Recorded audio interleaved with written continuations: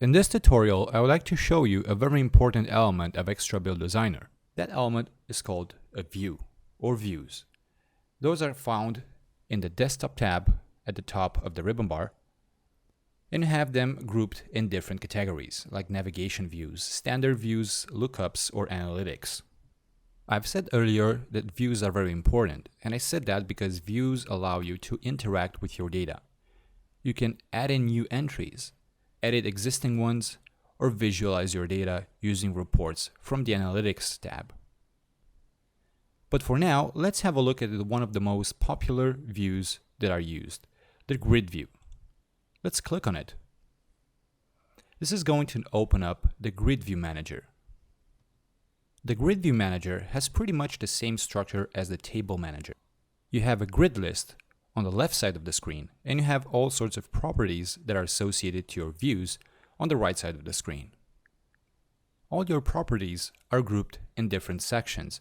You have general properties over here on the right side. You have relationships. You can see the columns that are associated to this view. You have editors, filters, and so on. You can add or delete items from your grid list by using this plus sign or the minus sign. You can click on one of the existing ones and delete it, or add in a new one by using again this plus sign over here. Let's try and edit an existing one by selecting it and clicking on this pen over here, the edit option. This is where you can see the columns that are being displayed in your view. Over here on the left side of the screen, you can add extra ones by right-clicking at the header and choose Column Chooser and drag and drop them over here. Or you can edit an existing one by selecting it and click on the properties. You have different properties to edit over here. For example, if you go to the repository, you can edit the mask of this. A mask is available for numeric or text values, and this will permit you to format the values and make them look the way you want them to look. We'll get back to these properties in a future and more detailed video. For now, let's close this window and get back to our Invoices view. What you need to know is that the Invoices view is a combined one, and I'm saying that because it's going to display information from multiple tables or views, like articles and receipts. You can see in the Articles tab over here that we have one entry, which is associated to this customer. It's like having a customer that bought one or multiple items. Let me show you how this works. Let's drag this and this. Okay, and have a look at the relationships between these two. We can see that the Invoices view is displaying information about articles. The relationship between articles and invoices is being defined using a control. To better understand this, you can imagine having two tables. One is called invoices and one is called articles. To create a relationship between these two tables, we're going to add a new column to the invoices table, which is going to contain information like ID from the articles table. This is creating a relationship of one-to-many between the two tables.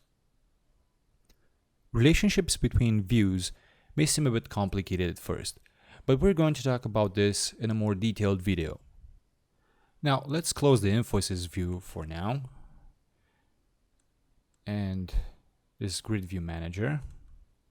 And have a look at a different type of view. We're going to look at the Report view. Report View Manager looks pretty much the same as the Grid View Manager, but of course you can see some differences like the properties that you have available on the right side of the screen. Report View Manager allows you to create printable reports. Let's have a look at an existing one by clicking the View button over here. This is going to load. This is how a printable report looks like. You have different ones generated over here based on your customers. If your customer has one invoice, you have it generated over here. If your customer has multiple ones, of course you have multiple invoices and reports that you can print. Of course, all of the visual elements that you can see in this printable report can be edited. Let's close this window and edit an existing report by clicking on the Edit button. This is going to open up an editor. Let's make it a bit bigger. On the left side of the screen, you have a visual representation of your report. And on the right side, you have the report properties. For example, you have the Report Explorer with different properties of your report, like the detailed report, page footer, or header, or your field list. You can drag and drop different fields in your report and visually enhance and add data to your report. Now, let's close the Report Designer. We're going to get a message saying that the layout has been changed, and if we want to save this change or not, we're going to choose no for now. And going further, we're going to have a look at a different type of view, the dashboard view. This is going to open up the Dashboard View Manager that will allow you to create multiple dashboard reports. If you go to the Data option, you can add multiple tables that you want to work with. On the left side of the screen, you have your dashboard report list. You have an existing one over here. So let's have a look at this dashboard. This is going to take a bit longer to load because it contains a lot of data inside. And since it's a visual representation of the data, it's going to take a bit longer to load. Let's maximize this. So you have all sorts of KPIs over here and trends and graphical representation of your data, like charts, again, KPIs as I said. Of course, all of them are editable. Let's close this and edit this report. This is going to take a couple of seconds to load. We have lots of options to work with.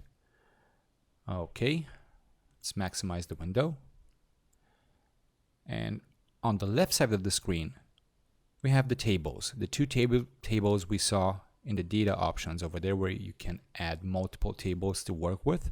We have projects and invoices and all sorts of fields that are associated to these tables that can be dragged and dropped to the report in order to visually see the data.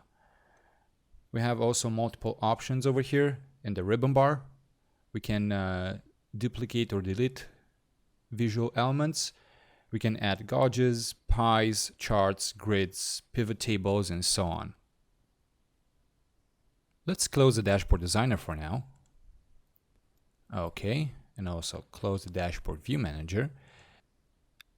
Now, let's have a look at another very interesting type of view that we have available in XtraBuild Designer. It's called an archive view. The archive view allows you to manage documents.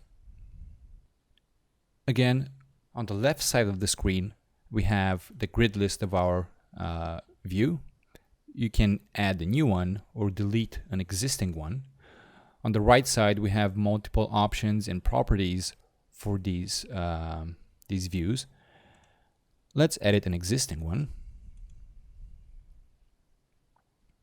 and make it a bit bigger.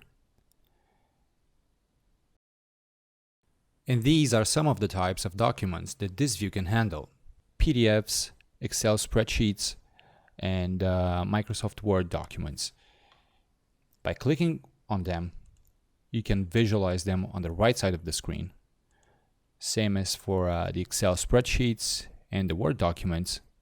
And if you double click on them, XtraBuild Designer will open them up in its own editor. So you won't need any other software like Microsoft Word or Excel in order to edit your documents.